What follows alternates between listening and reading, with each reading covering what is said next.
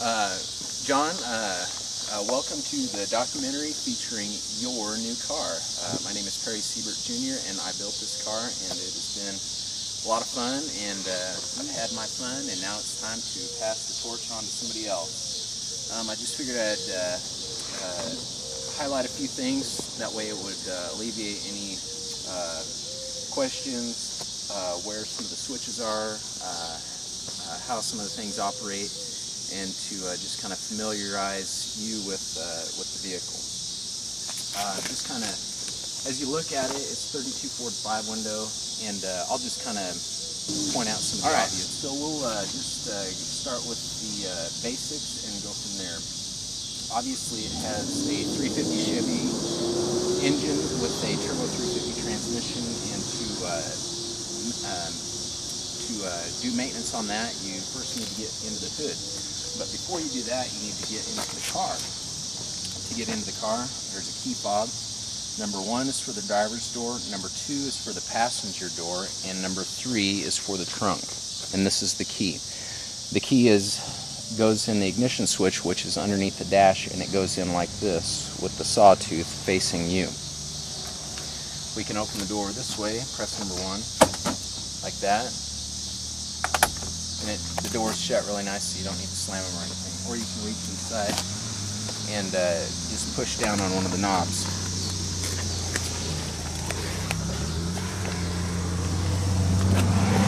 And to get into the hood, on the kick panel, up towards the fuse panel, there is a release for the hood, and you just pull it back to release the hood, and to open and to close the hood, have the hood down, and you push it all the way forward.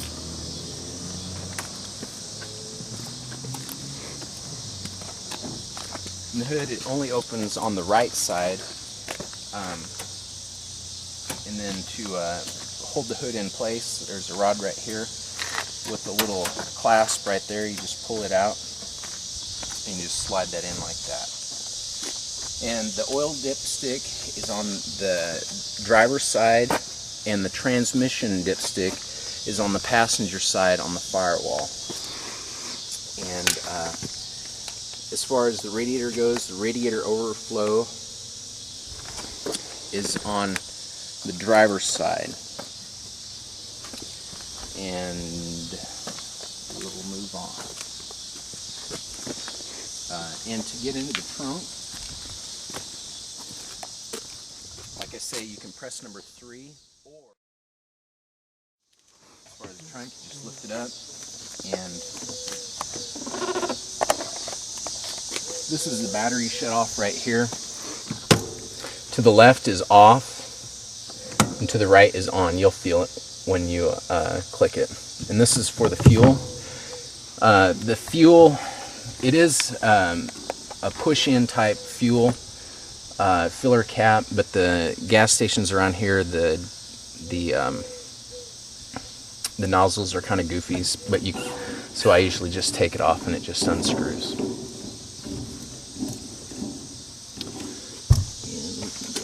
And to close it, you just push it shut.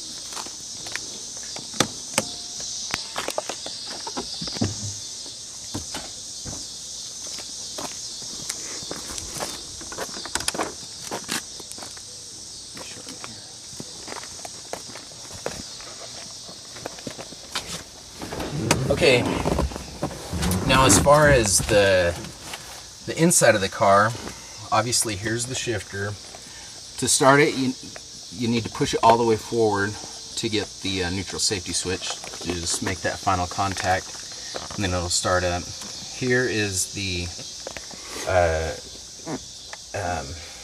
electric window switch for the driver's door and for the passenger door. Here's the controls for the heater and the air conditioner. Over here, we got the ignition switch on the very left side. We have the headlight switch next to it, and on the very right is the switch for the wipers. And on the bottom is the switch for the dimmer for the headlights. And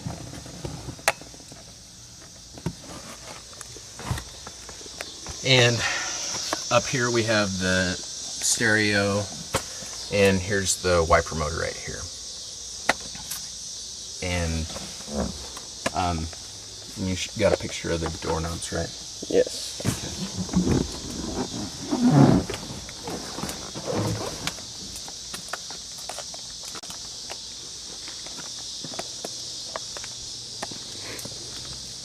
Okay, as far as the wheels and tires go, if you do need to get the wheels and tires off, they are a spline drive lug nut, and there's an adapter inside the car for that, and I'll make sure that that's so you know where that's at.